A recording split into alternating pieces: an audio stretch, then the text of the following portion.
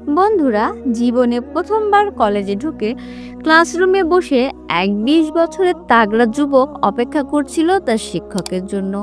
হঠাৎ দরজা ঠেলে ভেতরে প্রবেশ করলেন এক ২৫ বছরের রূপসী স্টাইলিশ শাড়ি পরা নতুন ম্যাডাম। তার সৌন্দর্যে যেন এক মুহূর্তে পুরো ক্লাস নিস্তব্ধ হয়ে গেল। সবার চোখে আটকে রইল শুধু তার দিকেই। কিন্তু কে ভেবেছিল এই নতুন ম্যাডাম নিজের ছাত্রের প্রতি গোপন টান অনুভব করছেন। ক্লাসের সবাই সমান মনোযোগ দিয়ে পড়ালেও তার দৃষ্টি বারবার এসে থামতো শুধু ওই ছাত্রের ওপর। অচিরেই শুরু হলো এক রহস্যের খেলা। একদিন সেই ছাত্র বিরক্ত হয়ে সরাসরি প্রশ্ন ছুড়ে দিল, ম্যাডাম, আপনি এখানে পড়াতে আসেন নাকি অন্য কোনো কারণে? ম্যাডাম কেবল মুচকি হেসে বলল, এই প্রশ্নের উত্তর তুমি পাবে ক্লাস শেষে, সবার চলে যাওয়ার পরে। ঘন্টা বাজতেই কলেজ ফাঁকা, চারপাশে আর কেউ নেই। অন্ধকার ক্লাসরুমে মুখোমুখি দাঁড়িয়ে শুধু সেই ছাত্র আর তার রহস্যময়ী ম্যাডাম। ছাত্র কাঁপা কণ্ঠে বলতে লাগলো, এখন তো বলুন ম্যাডাম, আসলে আপনি কি বলতে চান এবার? ম্যাডাম যা বললেন তা সাধারণত কেবল নতুন বিবাহিতরাই নিজেদের মধ্যে বলে থাকে। ছাত্র স্তব্ধ, তার চোখ স্থির হয়ে রইল ম্যাডামের দিকে। প্রশ্ন হলো, সেই ছাত্রকে ম্যাডামের কুপ্রস্তাবে রাজি হলো, নাকি ম্যাডামই তাকে নিজের ফাঁদে ফেলে ব্ল্যাকমেইল করলেন, নাকি তারুণ্যের ঝড় ছেলেটির নিজের আবেগকেও আর ধরে রাখতে পারল না? এরপর কি ঘটলো? ছাত্র ও ম্যাডামের জীবনে কি নেমে এলো অন্ধকার ট্র্যাজেডি, নাকি শুরু হলো নিষিদ্ধ ভালোবাসার এক ভয়ঙ্কর খেলা? বন্ধুরা, আসল সত্য জানতে হলে ভিডিওটি না টেনে একেবারে শেষ পর্যন্ত দেখতে থাকুন, আর এই ভিডিওটিতে একটি লাইক করে দিন। চলুন শুরু করি। বন্ধুরা, ভারতের একটি ছোট্ট গ্রামে এক পরিবার বাস করত। সেই পরিবারের একটি ছেলে ছিল যার নাম সাদাব। সাদাব একটি ভীষণ দরিদ্র পরিবার থেকে এসেছিল, যার ঘরের অবস্থা এমন ছিল যে অনেকদিন তারা 2 বেলার বদলে 1 বেলা খেত, যাতে সামান্য কিছু টাকা বাঁচিয়ে সাদাবের ফি আর বই খাতার খরচ করা যায়। টাকা কম ছিল, কিন্তু সবার মন ছিল উদার। বাবা মা আর সাদাবের তিনজনের মনেই একই স্বপ্ন ছিল, সাদাব পড়াশোনা করে বড় মানুষ হবে, নিজের মা বাবার জীবন বদলে দেবে। সাদাব ছোটবেলা থেকেই চুপচাপ আর পরিশ্রমী ছিল, অযথা সময় নষ্ট করত না, নিজের কাজেই মগ্ন থাকত। বই ছিল তার সেরা বন্ধু। দিনরাত পড়াশোনা করত, আগের পড়া ঝালাই করত, প্রশ্নের সমাধান করত আর প্রতি বছর পরীক্ষায় উজ্জ্বল ফলাফল করত। তার মা বাবার আশা ভরসা সবই তার উপর ছিল, তাই তারা নিজেদের প্রয়োজন কমিয়ে যতটা পারতেন তার পড়াশোনার খরচ করতেন। তাদের বিশ্বাস ছিল, আমাদের ছেলে মেধাবী, একদিন কিছু হয়ে দেখাবেই, আর বার্ধক্যে আমাদেরও শান্তি এনে দিবে। এভাবেই পরিশ্রম করতে করতেই সাদাব 10ম শ্রেণীতে পৌঁছালো। সে জানতো এটাই তার জীবনের গুরুত্বপূর্ণ মোড়। সে মনে মনে শপথ নিয়েছিল ভালো ফলাফল করবে, যাতে মেধার ভিত্তিতে ভালো কলেজে ভর্তি হতে পারে আর সামনে একটি ভালো চাকরির রাস্তা খুলে যায়। এই দৃঢ় সংকল্প নিয়ে সে দ্বিগুণ পরিশ্রম শুরু করলো। ঘরের নিস্তব্ধতা, খাতার পাতা উল্টানোর শব্দ, দেয়ালে ঘড়ির ঠিক ঠিক আর সাদাবের হাতে চলতে থাকা কলম, সবকিছুই তার সংগ্রামের সাক্ষী ছিল। অবশেষে একদিন চলে এলো। সাদাব সম্পূর্ণ প্রস্তুতি নিয়ে স্কুলে পৌঁছালো এবং একের পর এক সাদাব মনোযোগ দিয়ে পরীক্ষা দিল।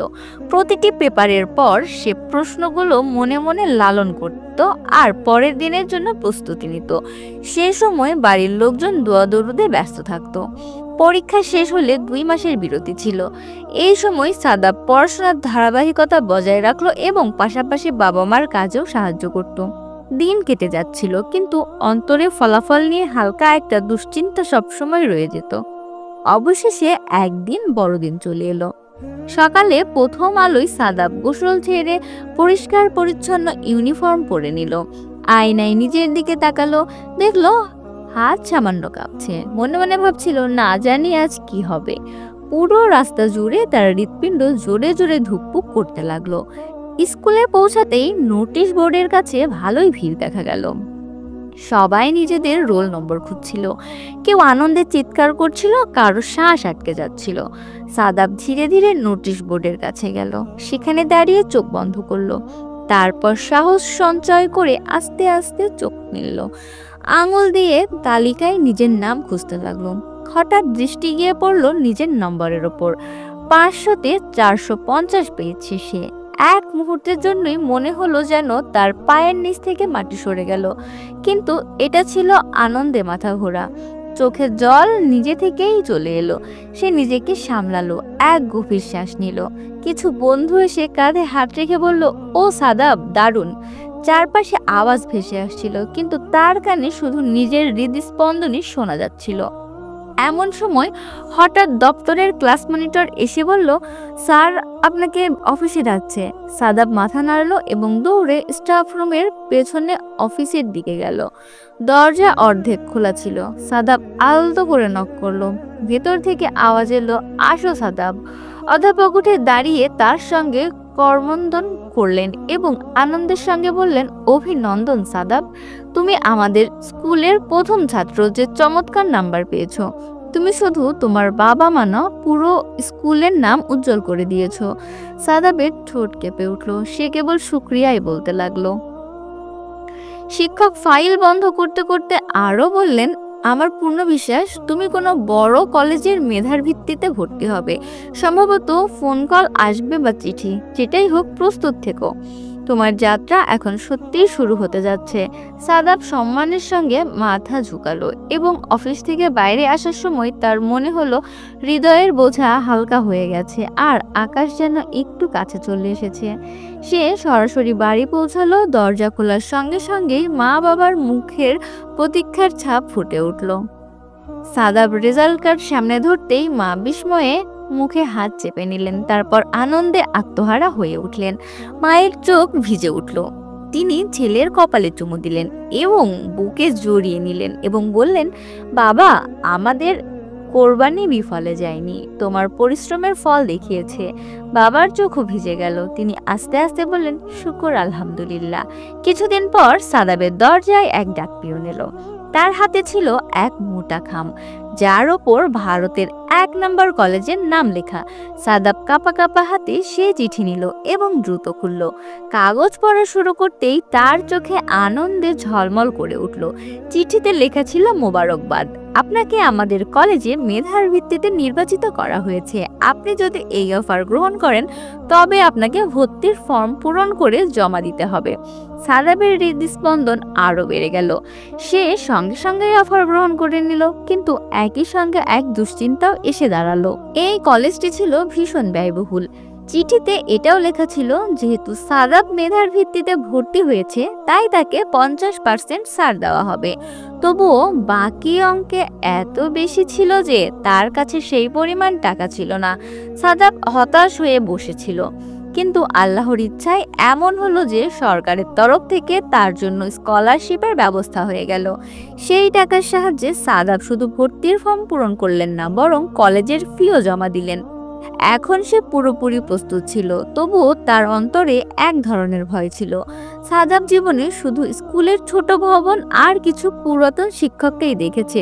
সে ভেবেছিল কলেজ কেমন হবে, যেখানে ছাত্রছাত্রীরা কেমন হবে, প্রফেসরেরা কিভাবে পড়াবেন, পরিবেশ কেমন হবে, আমি কি ওদের সাথে মানানসই হব। বাবা মা ছেলের এই দুশ্চিন্তা বুঝে গেল। বাবা কাঁধে হাত রেখে বললেন, বাবা, ভয় পেও না, ওরাও তোমার মতো মানুষ। কয়েকদিনের মধ্যেই সবাই তোমার বন্ধু হয়ে যাবে। শুধু ধৈর্য ধরো আর পড়াশোনা চালিয়ে যাও। অবশেষে সেই প্রতীক্ষার দিন এলো। ভোরবেলা গোসল করে পরিষ্কার জামা কাপড় পরে কাঁধে ব্যাগ ঝুলিয়ে সাদাব কলেজের উদ্দেশ্যে রওনা হলো। পথে তার বুকে ধুকপুকানি বেড়ে গেল। কলেজের দরজার কাছে আসতেই তার গতি আরো ধীর হয়ে গেল। বড় বড় গাছের মাঝে দাঁড়িয়ে থাকা সেই দৃষ্টিনন্দন ভবন তার সামনে স্পষ্ট হলো। সাদাব সাহস করে ভেতরে প্রবেশ করলেন এবং তার ক্লাসরুমের দরজায় পৌঁছালেন। ভেতরে ঢুকতেই সামনে একটি চেয়ারে বসেছিল একজন অধ্যাপিকা, প্রফেসর জয়নাব। এটাই ছিল তার প্রথম ঝলক। জয়নবের যেমনই দৃষ্টি সাদাবের ওপর পৌঁছালো, সে সেখানেই থেমে গেল। তার চোখ মুহূর্তের মধ্যে বাকিদের উপেক্ষা করে সরাসরি সাদাবের উপর আটকে রইল। সাদাব নীরবে নিজের আসনে বসে পড়ল। আস্তে আস্তে বাকি ছাত্রছাত্রীরাও আসতে লাগলেন। কিছুক্ষণ পর প্রফেসর জয়নব সবাইকে দাঁড়াতে বললেন। তিনি অত্যন্ত সংযমী ভঙ্গিতে ক্লাসের নিয়মকানুন ও পড়াশোনার পদ্ধতি বুঝিয়ে দিলেন। তারপর প্রত্যেক ছাত্রছাত্রীর সঙ্গে সামান্য পরিচয় করালেন, কিন্তু তার দৃষ্টি বারবার সাদাবের উপর গিয়ে আটকে রইল। যেন ভিড়ের মাঝেও তিনি সাদাবকেই খুঁজে নিচ্ছিলেন। দিন শেষে হলো, ঘন্টা বেজে উঠল, ছাত্রছাত্রী ব্যাগ নিয়ে বেরোতে শুরু করলো। সাদাবও তাদের সঙ্গে দরজার দিকে এগোচ্ছিলেন। হঠাৎ পেছন থেকে একটি আওয়াজ এলো, সাদাব একটু থামো, তোমার সঙ্গে আমার কথা আছে। এটি ছিল প্রফেসর জয়নবের কণ্ঠ। সাদাব এক মুহূর্তের জন্য অবাক হলো, কিন্তু তারপর ধীরে ধীরে দাঁড়িয়ে তার সামনে এসে দাঁড়ালো। জয়নব তার চোখের দিকে তাকিয়ে জিজ্ঞাসা করলো, তুমিই তো যে 500-তে 450 নম্বর পেয়েছ? সাদাব একটু লজ্জিত ভঙ্গিতে মাথা নেড়ে বলল, হ্যাঁ ম্যাডাম। প্রফেসর মুচকি হেসে হালকা রসিকতা করে বললেন, এগুলো সব কি কপাল গুণে হলো, নাকি সত্যিই পরিশ্রম করেছ? সাদাব সামান্য লজ্জা পেয়ে চুপ করে রইলেন। জয়নব ভ্রু কুঁচকে বললেন, কি ব্যাপার, তুমি কি গুনগুনে নাকি? কথা শুনে সাদাব ঠোঁটে হালকা হাসি ফুটলো। সে বলল, না, আমি বোবা নই, আসলে আমি পরিশ্রম করেছি, আর বাবা মার দোয়াও ছিল। জয়নব গভীর কণ্ঠে বললেন, আচ্ছা, তাহলে তুমি সত্যিই এক পরিশ্রমী ছাত্র।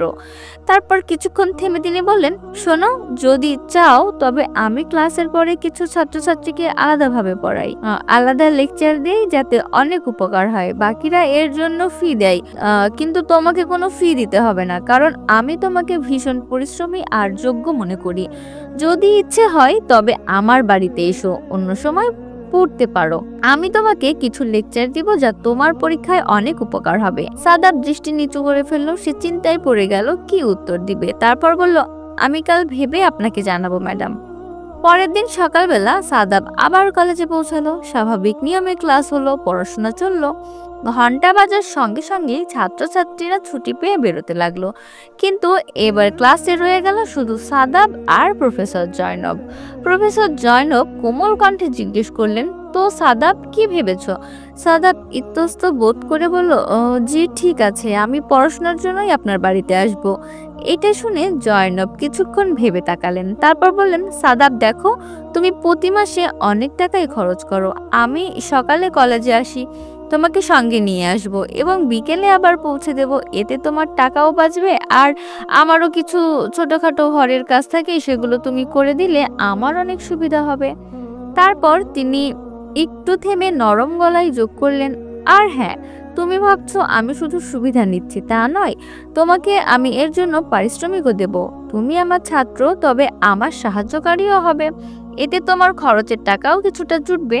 সাদাব প্রথমে দ্বিধা করলো, কারণ সেই শিক্ষকের থেকে টাকা নিতে চাচ্ছিল না, কিন্তু জয়নব মায়ের মতো স্নেহ ভরে বললেন, টাকার সামনে সম্মান, আর সম্মানের সামনে স্বাধীনতা। তুমি আমার কাজে সাহায্য করলে তোমার প্রাপ্যটুকু নেওয়ার ভুল হবে না। সাদাব যেহেতু এক গরিব ঘরের ছেলে ছিল, বেশি না ভেবে সম্মতি প্রকাশ দিল, আর চোখে স্বস্তির আলো ফুটে উঠল, কারণ এতে শুধু থাকার খরচে বাঁচল না, বরং বাড়তি কিছু অর্থ আসবে, যা দিয়ে গ্রামে মা বাবার কাছে কিছু টাকাও পাঠাতে পারবে। কিছুক্ষণের মধ্যে প্রফেসর গাড়ি বের করলেন এবং সাদাবকে সঙ্গে নিয়ে নিজের বাড়িতে চলে এলেন। পথে সাদাবের মনে হচ্ছিল হয়তো আল্লাহ তাআলা আমার জন্য এই সুযোগটা পাঠিয়েছেন। প্রফেসরের বাড়িতে পৌঁছে প্রথম দিন সাদাব অবাক হয়ে গেল। এত বড় আর দারুণ বাড়ি আপনার? সে বিস্ময়ভাবে জিজ্ঞেস করলো। জয়নব মুস্কি হেসে বললেন, হ্যাঁ, এটাই আমার বাড়ি। সাদাব চোখ বড় বড় করে সেই বিশাল বাড়ি এবং সুন্দর বাড়ির দিকে গিয়ে থেমে যাচ্ছিল। ভেতরে ঢোকার আগেই সে বাইরে দাঁড়িয়ে সবকিছু দেখছিল। জয়নব হালকা হাসি দিয়ে বলল, তুমি কি সারাক্ষণ এখানেই দাঁড়িয়ে থাকবে, না ভেতরেও আসবে? সাদাব চমকে উঠে হাসতে হাসতে বলল, জি জি, চলুন আমরা ভেতরে যাই। দুজন ভেতরে এলো। সাদাব অবাক হয়ে জিজ্ঞেস করলো, এখানে আর কেউ থাকে না? আপনার মা বাবা, স্বামী আর বাচ্চারা কোথায়? জয়নব এক মুহূর্তের জন্য নীরব হয়ে গেলেন। তারপর গভীর নিঃশ্বাস নিয়ে বললেন, আমার মা বাবা এই দুনিয়া থেকে চলে গেছেন, আর আমি এখনো বিয়ে করিনি। সাদাব সঙ্গে সঙ্গে লজ্জিত হয়ে গেল। সরি ম্যাডাম, আমি জানতাম না। জয়নব হেসে বললেন, কোনো সমস্যা নেই। তারপর সাদাব হালকা হাসি দিয়ে বলল, তাহলে এই পুরো বড় বাড়িতে আপনি একাই থাকেন? জয়নব হেসে উত্তর দিলেন, না, একা কোথায়, এখন তো তুমি আছো, তাই না? এটা শুনে দুজন হেসে উঠল। জয়নব পুরো বাড়ি ঘুরে দেখলো, কিচেন, ডাইনিং, স্টাডি রুম, তারপর একটি ঘর দেখিয়ে বললেন, এটা তোমার ঘর, এখানে আরামে থাকো, যা লাগবে কিচেনে সব পাবে, ওয়াশরুম ইত্যাদি ওদিকে আছে। সাদাব ঘরে এসে প্রতিটি জিনিস গভীরভাবে দেখতে লাগলো। পরের দিন সকালে প্রফেসর জয়নব নিজেই সাদাবের ঘরে এলেন। তিনি আলতো করে তার পা নেড়ে বললেন, সাদাব, তাড়াতাড়ি ওঠো, কলেজের জন্য দেরি হয়ে যাচ্ছে। সাদাব ঘুম ভেঙে চমকে উঠে বসলেন, ঘড়ির দিকে তাকালেন, সত্যিই অনেক দেরি হয়ে গিয়েছে। সাদাব ঘাবড়ে গিয়ে তাড়াতাড়ি গোসল করতে চলে গেল। গোসল সেরে বেরোতেই প্রফেসর মুস্কি হেসে বললেন, আরে আগে নাস্তা তো খেয়ে নাও, একদিন দেরিতে গেলে কি হবে। এভাবেই দুজন একসাথে বসে নাস্তা করলো এবং তারপর গাড়ি নিয়ে কলেজের উদ্দেশ্যে বের হলো। ক্লাসে পৌঁছে সাদাব নিজের আসনে গিয়ে বসলো, অন্যান্য ছাত্রছাত্রীরা এসে গেল। ক্লাস চলতে থাকলো। জয়নব পড়াচ্ছিলেন, কিন্তু তার দৃষ্টি বারবার সাদাবের উপর গিয়ে আটকে যাচ্ছিল। মনে মনে তিনি সাদাবের প্রতি টান অনুভব করছিলেন। একদিকে সাদাব মেধাবী ও সুন্দর, অন্যদিকে তার ভদ্র ও মার্জিত ব্যবহার, এই জিনিসগুলো জয়নবকে ভীষণভাবেই টানছিল। সন্ধ্যায় ছুটি হয়ে গেলে সবাই বাড়িতে চলে গেল। জয়নব সাদাবকে থামালেন এবং বললেন, আজ সরাসরি বাড়ি নয়, আমি বাজারে যাব, কিছু জিনিস নিতে হবে। সাদাব মাথা নেড়ে রাজি হলো। দুজন গাড়িতে বসে বাজারে গেল, সেখানে কেনাকাটা করলো। কেনাকাটা শেষে জয়নব বলল, এখানেই কাছে একটা হোটেল আছে, ওখানকার খাবার খুবই ভালো, আগে ওখানে খেয়ে নিই, তারপর বাড়ি যাব। সাদাব ইতস্তত বোধ করলো, ম্যাডাম, ওই বড় হোটেলগুলো তো খুবই দামি হয়, বাড়ি গিয়ে খেয়ে নেই। জয়নব মুচকি হেসে বলল, টাকার চিন্তা করো না, মাঝে মাঝে ভালো খাবার মানুষকে আনন্দ দেয়। এভাবেই দুজন হোটেলে পৌঁছালো। তারপর আসতেই সাদাব প্রথম খাবার মুখে নিয়ে বিস্মিত হলো এবং বলল, আমি জীবনে কখনোই এত ভালো খাবার খাইনি ম্যাডাম। জয়নব হেসে বলল, ভালো লাগলো তো। তারপর দুজন আনন্দ করে খাওয়া শেষ করলো। তারপর আরো কিছু শপিং করে বাড়ি ফিরে এলো। বাড়ি ফিরে সাদাব নিজের ঘরে যাচ্ছিল, এমন সময় জয়নব ডাকলেন, সাদাব, আমাকে 5 মিনিট দাও। একসঙ্গে তিনি হেসেও ফেললেন। সাদাব থামলো, তারপর এগিয়ে গিয়ে তার সামনে দাঁড়ালো। জয়নব সোফায় বসেছিলেন। তিনি ইশারা করে বললেন, এদিকে আসো, আমার পাশে বসো। সাদাব ইতস্তত বোধ করে বসলো। তবে একটু দূরেই জয়নব নিজের কাছেই সরে এসে নরম গলায় বলল, সাদাব, দেখো, কলেজে তুমি আমার ছাত্র, কিন্তু এখানে না। আমার বাড়িতে আমরা দুজনেই বন্ধু, তাহলে এত সংকোচ কেন? খোলামেলা কথা বলো। সাদাব চুপ করে রইল। জয়নব গভীর হয়ে বললেন, আমি তোমাকে আমার বাড়িতে শুধু এই জন্যই আনিনি যে কলেজ থেকে এসে খাবে, ঘুমাবে আর কলেজে যাবে। আমি তোমাকে এখানে এনেছি কারণ এই বড় বাড়িটা আমার কাছে কারাগারের মতো লাগে। আমি একা থাকি, আমার সাথে কেউ কথা বলার মতো থাকে না। আমি চাই কেউ থাকুক যে আমার একাকিত্ব ভাগ করে নেবে, আমার সঙ্গে কথা বলবে, হাসবে, মুখে হাসি ফোটাবে। সাদাব বিস্ময়ে তার দিকে তাকালো। তার মনে অদ্ভুত এক আলোড়ন উঠল। সে বুঝে গেল প্রফেসরের আসল ইচ্ছে কি। সাদাব আশ্চর্য হয়ে যায় না, কে দেখতে লাগলো আর বলতে লাগলেন, এই প্রফেসর আসলে কি বলতে চাচ্ছেন। কিন্তু সে চুপ রইল। কয়েক মুহূর্ত পর আস্তে করে বলল, আমি কখনোই আপনার সঙ্গে বেশি কথা বলিনি, কারণ ভেবেছিলাম আপনি হয়তো খারাপ মনে করবেন। এখন থেকে খেয়াল রাখবো ম্যাডাম। এভাবেই ধীরে ধীরে তাদের মধ্যে দূরত্ব কমতে লাগলো। তাদের রুটিন হয়ে গেল সকালে কলেজ, বিকেলে বাড়ি আর সন্ধ্যায় অন্য ছাত্রদের সঙ্গে প্রাইভেট ক্লাস। তারপর রাতে সাদাব ও জয়নব একসঙ্গে বসে গল্প করত। এখন তারা একেবারেই বন্ধুর মতো হয়ে গেল। হাসি ঠাট্টা, মনের কথা, কখনোই খিলখিল হাসি, কখনোই ছোটখাটো বোঝাপড়া, সবই চলতে লাগলো। কিন্তু দুজনেই ছিল তরুণ তরুণী, একা একটি বড় বাড়িতে একসঙ্গে থাকতেন। সময়ের সঙ্গে সঙ্গে তাদের মনে অচেনা অনুভূতি জন্ম নিতে লাগলো, সেই অনুভূতি যা বন্ধুত্বের সীমা ছাড়িয়ে আরো এগিয়ে নিয়ে গেল। একদিন হেসে খেলতে খেলতে তাদের মধ্যে মজা শুরু হলো, তারপর ঝোঁকের রূপ নিল, তারপর শেষমেশ খেলার ছলেই ঝগড়ায় পৌঁছালো। সেই হাসি ঠাট্টার মাঝেই হঠাৎ জয়নব সাদাবকে কাছে টেনে নিলেন এবং তার ঠোঁটে চুমু দিলেন। সাদাব এক মুহূর্তের জন্যই থমকে গেল, কিন্তু পরের মুহূর্তে নিজেকে সামলাতে পারলেন না। তারা দুজনেই আবেগের বশে এমন এক পদক্ষেপ নিয়ে ফেললো যা নেওয়া উচিত ছিল না। সেই রাতে তাদের সম্পর্কের সীমানা পাল্টে গেল। সেই মুহূর্ত আনন্দ নিয়ে এলো, কিন্তু আসন্ন দিনে সেই আনন্দই এক বিশাল বোঝায় রূপ নেবে। কয়েক মাস এভাবেই কেটে গেল। সবকিছুই আগের মতোই চলছিল। সকালে কলেজ, বিকেলে বাড়ি, হাসি ঠাট্টা, গল্প, পড়াশোনা। কিন্তু একদিন জয়নব ভীষণ অস্থির অবস্থায় সাদাবকে ঘরে ডাকলেন। তার চোখে ভয়, কণ্ঠস্বর কাঁপছিল। সাদাব, আমার মনে হচ্ছে আমার গর্ভের সন্তান এসেছে। এ কথা শোনা মাত্রই সাদাবের পায়ের নিচ থেকে যেন মাটি সরে গেল। সে হতভম্ব হয়ে দাঁড়িয়ে রইল। মনে হলো যেন সাদাবের মুখ থেকে সব শব্দ হারিয়ে গেছে। উৎকণ্ঠায় সে বলল, এটা কিভাবে হলো? এখন আমার কি হবে? আমরা কি করব? জয়নবের চোখেও জলে ভরে গেল। আমি তো আগেই মানুষের কথাই নিশানা হয়ে আছি। একা থাকি, সবাই নানান রকম কথা বলে। এখন যদি এই খবর বাহিরে যায় তাহলে কে জানে মানুষ কি বলবে। এখন গভীর চিন্তায় পড়ে গেল। জয়নবের মনে ভয় আর লজ্জা, আর সাদাবের মনে অসহায়ত্ব আর হতাশা। অবশেষে তারা সিদ্ধান্ত নিল যে সন্ধ্যায় শান্ত মনে বসে এর কোনো না কোনো সমাধান খুঁজে বের করতে হবে। অনেক চিন্তা ভাবনার পরে সাদাব আর প্রফেসর জয়নব এক সিদ্ধান্তে পৌঁছালো, আমাদের বিয়ে করে ফেলা উচিত। জয়নবের গভীর নিঃশ্বাস নিয়ে বললেন, আমার সামনে পেছনে কেউ নেই যে তোমাকে আটকাবে। যদি আমি তোমাকে চাই তাহলে এটা আমার অধিকার যে আমি তোমাকে বিয়ে করি।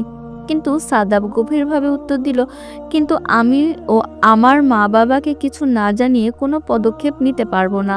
আমি ওদের সঙ্গেই কথা বলবো, আশা করি তারা বুঝবে। পরের দিন সাদাব কলেজ থেকে ছুটি নিল এবং বাড়ি চলে গেল। যাওয়ার সময় জয়নবকে প্রতিশ্রুতি দিল 2-3 দিনের মধ্যেই ফিরে আসবে এবং তোমাকে জবাব দিব। কিন্তু দিন কেটে গেল, সপ্তাহ মাসে পরিণত হলো। প্রতিদিন জয়নবের চোখ দরজার দিকে তাকিয়ে থাকতো, কিন্তু সাদাব আর ফিরল না। এখন তার মনে সন্দেহের জন্ম নিল, কি আমার সাথে প্রতারণা করলো? সে কি আর কোনোদিন ফিরে আসবে না? সে একা বসে প্রতি রাতে ভাবতো আর কাঁদতে লাগলো। শেষমেশ সে সিদ্ধান্ত নিয়ে নিল, আমি আর অপেক্ষা করব না। যদি সাদাব আমাকে ছেড়ে দিয়ে থাকে তবে এই বোঝা আমাকে একাই বইতে হবে। কিন্তু ভাগ্যের ইচ্ছা ছিল অন্য কিছু। সেই রাতে হঠাৎ দরজায় কড়া নাড়ার শব্দ। জয়নাব দরজা খুলতেই সামনে দাঁড়িয়ে সাদাবকে দেখলো। সে বিস্ময়ে চিৎকার করে উঠল, সাদাব, তুই এতদিন কোথায় ছিলিস? তুই তো আমাকে প্রতারণা করেছিস, এখন কেন ফিরে এলি? সাদাবের চোখ লাল হয়ে গেল, মুখে ক্লান্তি আর দুঃখবোধের ছাপ ছিল। সে ভাঙা গলায় বলল, আমি কখনোই তোমাকে প্রতারণা করিনি জয়নব। আসলে আমার বাবার হঠাৎ শরীর খুব খারাপ হয়ে গেল। আমরা অনেক চিকিৎসা করালাম, কিন্তু তিনি আর বাঁচলেন না। তিনি সেই শোকে ডুবেছিলেন। এটা শুনে জয়নবের চোখেও জল এলো। সে আস্তে আস্তে বলল, তুমি আমাকে জানাতে পারতে, তুমি আমাকে একা কেন ছেড়ে দিলে? সাদাব ধীরে ধীরে বলল, আমি চাইনি তুমি আমার দুঃখে শরিক হও। আর হ্যাঁ, আমি তো আমার মাকে সবকিছু জানিয়ে দিয়েছি। তিনি আমাকে আটকাননি, বরং বললেন, বাবা, যে ভুল করে বসেছো এখনো তা শুধরে নাও, বিয়ে করে নাও একমাত্র রাস্তা। এটা শোনার সঙ্গে সঙ্গেই জয়নবের বিষণ্ণতা আনন্দে বদলে গেল। তার মুখে হাসি ফুটলো এবং আস্তে করে বলল, তাহলে আর দেরি কেন করছি আমরা? এভাবেই সাদাব আর জয়নব সব বাধা বিপত্তিকে উপেক্ষা করে বিয়ে করে নিল। বিয়ের পর সাদাব আর জয়নব নতুন জীবনে পথে হাঁটতে শুরু করলো। শুরুতে চারপাশের প্রতিক্রিয়া ছিল মিশ্র। কলেজের অনেক সহকর্মী ও ছাত্রছাত্রীরা ফিসফিস করে নানান কথাবার্তা বলতে লাগলো। শিক্ষক আর ছাত্রের বিয়ে কেউ বিস্ময়ে তাকাতো, কেউ কটাক্ষ করত। তবে এরই মাঝে অনেকেই আন্তরিক অভিনন্দনও জানিয়েছিল। সাদাব এসব কথাকে পাত্তা না দিয়ে পড়াশোনায় আরও মন দিল, কারণ এখন শুধু নিজের নয়, সংসারের দায়িত্ব তার কাঁধে এসে পড়েছে। গ্রামে যখন খবর পৌঁছালো তখন সাদাবের মা প্রথমে দুশ্চিন্তা করলেও পরে ছেলের সিদ্ধান্ত মেনে নিলেন। তিনি জয়নবকে আপন করে নিলেন এবং বললেন, এখন তুই শুধু আমার ছেলে নাও, তোর কাঁধে একটা সংসারও আছে। এতে জয়নবের চোখ ভিজে উঠল। শ্বশুরবাড়ির উষ্ণতায় তার একাকিত্ব কিছুটা হলেও ঘুচে গেল। অন্যদিকে কলেজে গুজবের কারণে জয়নব নিজের পথ থেকে সরে দাঁড়ানোর সিদ্ধান্ত নিলেন। তিনি চেয়েছিলেন যেন সাদাবের শিক্ষা জীবনে কোনো প্রভাব না পড়ে। এই ত্যাগ সাদাবকে আরও দৃঢ় করে তুলল। পরীক্ষার হলে বসে সে আঙুলে জয়নবের দেওয়া আংটি ঘুরিয়ে ভাবত, আমাকে জয় করতেই হবে, কারণ এখন আমি একা নই। সময় কেটে গেল। কিছু মাস পর তাদের ঘরে এক সন্তান জন্ম নিল। সন্তানকে ঘিরে নতুন আশার আলো ফুটে উঠল। নামকরণের সময় সাদাব বলল, এই সন্তানই প্রমাণ করবে ভুলকে যদি ভালোবাসা আর দায়িত্বে শুধরে নেওয়া যায় তবে সেটাই হয়ে ওঠে নতুন আশীর্বাদ। কয়েক বছর পর সাদাব বিশ্ববিদ্যালয়ে সাফল্য অর্জন করে গ্রামে ফিরে এলো। সেখানে সে একটি স্কুল এবং লাইব্রেরি প্রতিষ্ঠা করলো। ভবনের দেয়ালে লেখা ছিল, শিক্ষা কখনো পাপ নয়, ভুলকে শুধরে নিলে সেটাই হয়ে ওঠে সবচাইতে বড় শিক্ষা। নতুন স্কুলের সামনে দাঁড়িয়েছিল সাদাব, জয়নব আর ছোট্ট সন্তান। তাদের মুখে ছিল তৃপ্তির হাসি, যেন সমস্ত দুঃখ দুর্দশা পেরিয়ে তারা অবশেষে নতুন আলো খুঁজে পেয়েছে। বন্ধুরা, এটাই ছিল আমাদের আজকের গল্প। গল্পটি কেমন লাগলো অবশ্যই জানাবেন এবং আপনি কোথা থেকে দেখছেন সেটা জানাবেন। গল্পটি ভালো লাগলে অবশ্যই লাইক দিবেন এবং বেশি বেশি শেয়ার করবেন আর আমাদের চ্যানেলটি সাবস্ক্রাইব করতে ভুলবেন না কিন্তু। ধন্যবাদ সবাইকে।